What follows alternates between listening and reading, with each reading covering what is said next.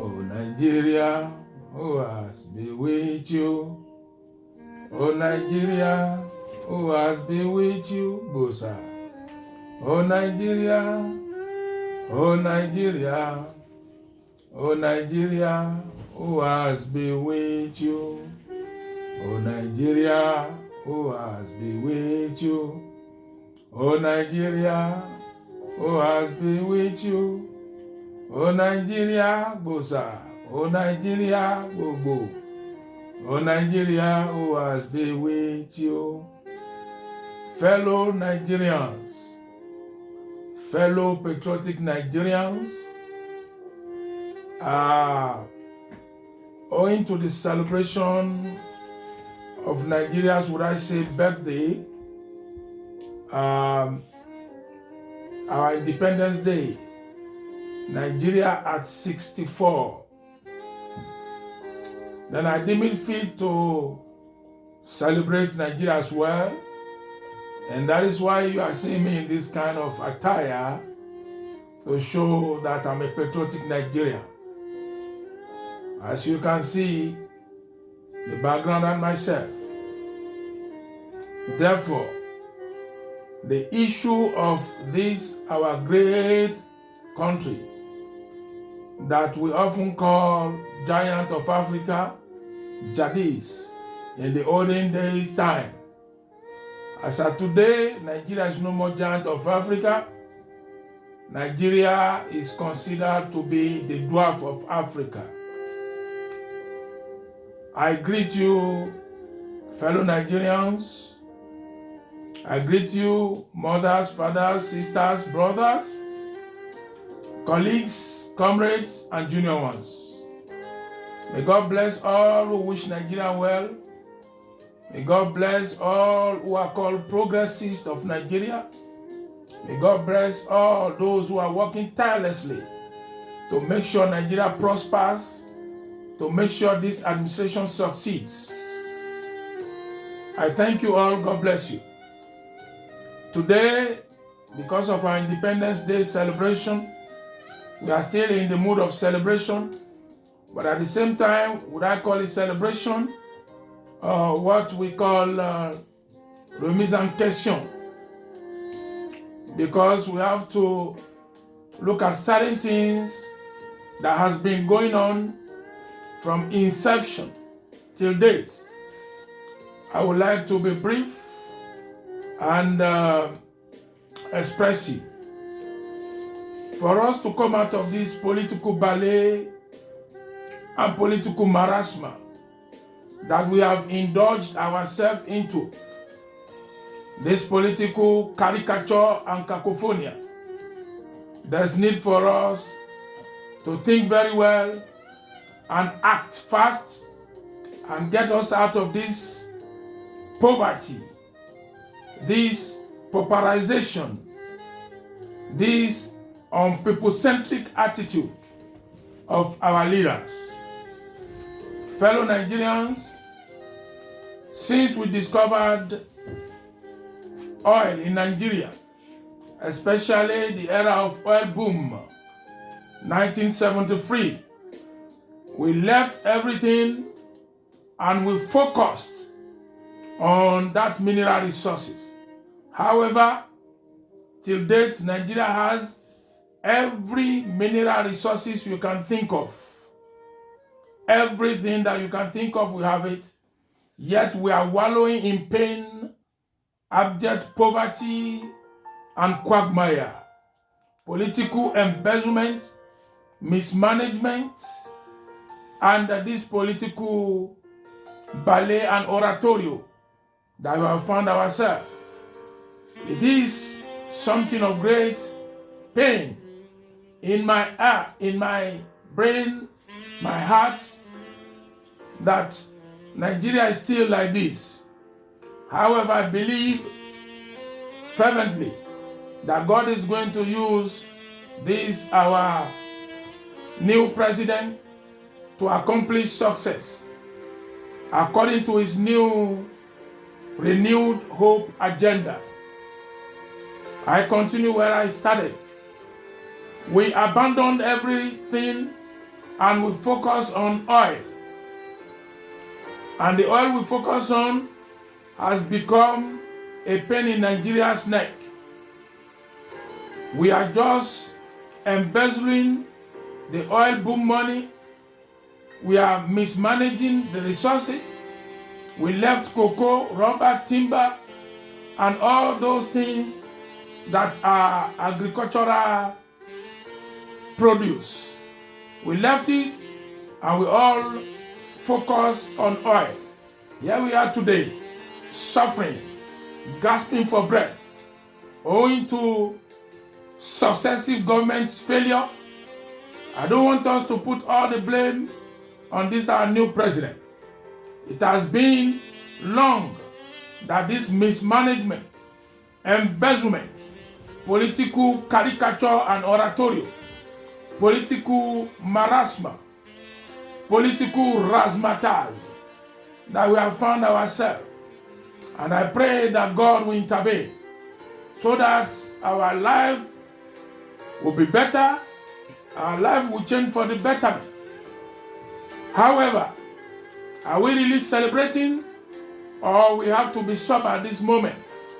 Poverty in the land, whereas we have gold, diamond, precious stone, timber, cocoa, we have more than 100 mineral resources. Every state of our federation, we have mineral resources. What is really wrong with us? Who has bewitched us? Since our successive head of state or president has engaged us in this quagmire, embezzling our money, sharing our funds, our money to their girlfriends, having a lot of wives, a lot of concubines, buying cars, mismanaging, embezzling. Let's have a second thought. And I pray God will give us wisdom. My problem today is that yesterday we had our honorable president. He gave a speech which I would say not bad, but there are certain things that I couldn't understand, or I wish to make my submission. For instance, number one, before I talk about that, we always say founding fathers, founding fathers. I beg to disagree. Who are our founding fathers? Chief Obafemi Awolowo did not found Nigeria. They were not the founder of Nigeria.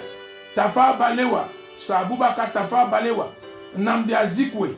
We call them founding fathers. Those who found Nigeria were our British colonial masters. So these people that we call founding fathers, we can start calling them the people who came together, fought for our independence. Painahoro is part of them, and other people. They fought for our independence. They held conferences, I believe around 6 conferences, before arriving at conclusion. However, after that, everybody, each one of them, they were fighting for regionalism. Awolowo was busy fighting for the West, Southwest, Nnamdi Azikiwe fighting for the East, Southeast, then Sir Abubakar Tafawa Balewa fighting for the North. So all these things we are calling founding fathers, let somebody come and explain to me how they are founding fathers. This is how we use our words or English that at times derange me. I try to understand. That is one. Number two, what I found in the speech. We are talking about youth conference, confab, or whatever the name is. My problem there is this. How is going to be constituted? The constitution of National Conference of Youth called CONFAB is the matter arising today. How is it going to be? Owing to the fact that anytime there is that, at the end of the day, we don't see result, we see nothing coming out of it. We have Oronsoye report, We have the one Goodluck Jonathan held in 2014. Till date, nothing has been heard of. Please, let us be serious. Are we going to spend money again to engage ourselves in another conference jamboree that we are going to gather some people nominated by governors, honorables, senators' children, senators' concubines, senators' girlfriends, governors' girlfriends, governors' uncles, and cousins? No, I disagree. How is it going to be constituted? The constitution of that conference, we have to know it, because enough of all this political ballet that we engage ourselves into. At the end of the day, we are going to spend money. It's going to be money, and it will become a jamboree. It will become a razzmatazz. We are going to be meandered and mesmerized at the end. Are they going to be eating? Yes. Nigeria is going to pay for their feeding. Nigeria is going to pay for accommodation. And how are we going to do it? Are we going to select 1 million youth? Are we going to call the ordinary youth that is selling bully on the street of Oshodi in Enugu? Are we going to choose the youth that are vulcanizers? Are we going to choose the real youth that are suffering? A child of nobody. Is it going to be so? I doubt it. Therefore, if it is going to be the nomination of local government chairmen, governors, senators, no. It's going to be a razzmatazz and a political quagmire. Please, at this moment, what are the aspirations? What are the demands of youth? It's very simple. We don't need to hold any new conference. This is my opinion. If you have another opinion, there's no problem. But my opinion is this. Do we really need that? A serious government should know what are the demands, what are the aspirations and expectations of youth in a country. What do they want? The youth, they want a job. They want a lucrative job. They want 24 hours electricity. They want, if they want to borrow money at the bank, their interest rate should be lower. Youth, what do they want? They want a better life, so that they are our future. Do we need to hold conference on that? Wasting of time?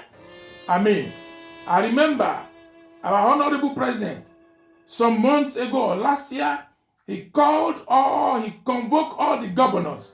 He said they should bring their template or their programs and timelines, how to combat the food insecurity and the food inflation.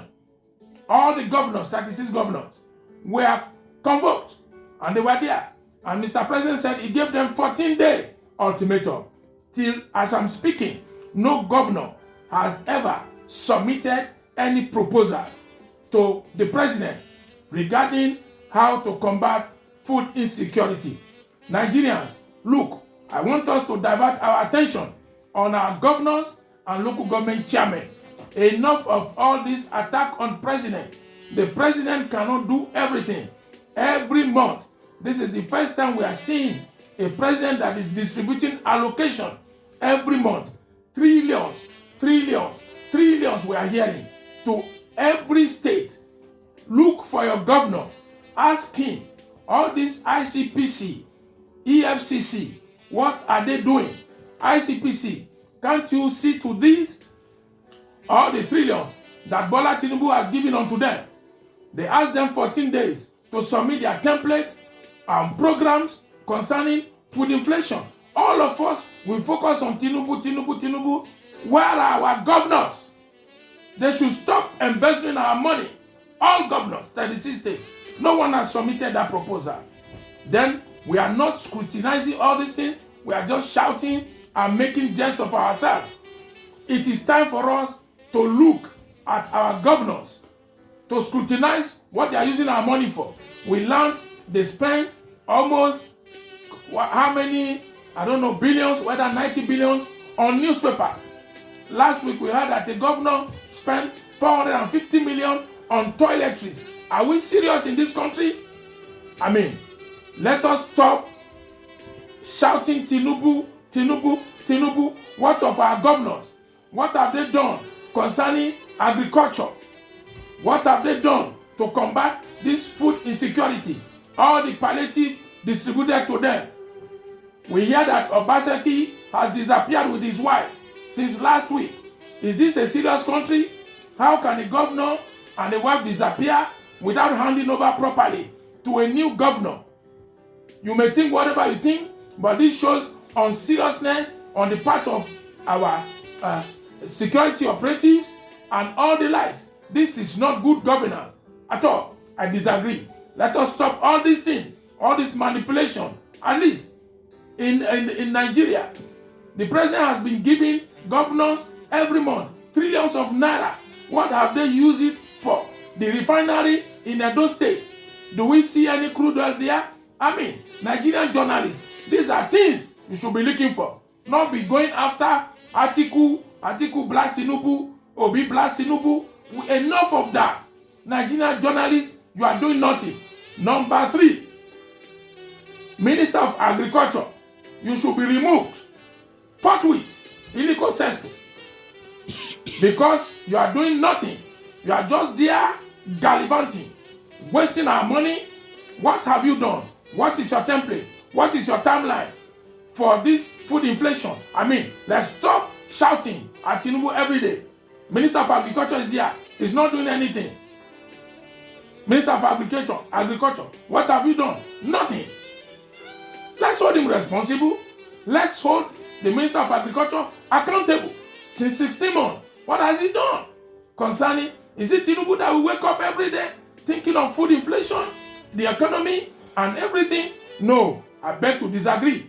Nigerian youth, focus on governors and local government chairmen. Trillions upon trillions. They are doing nothing. They are just sleeping.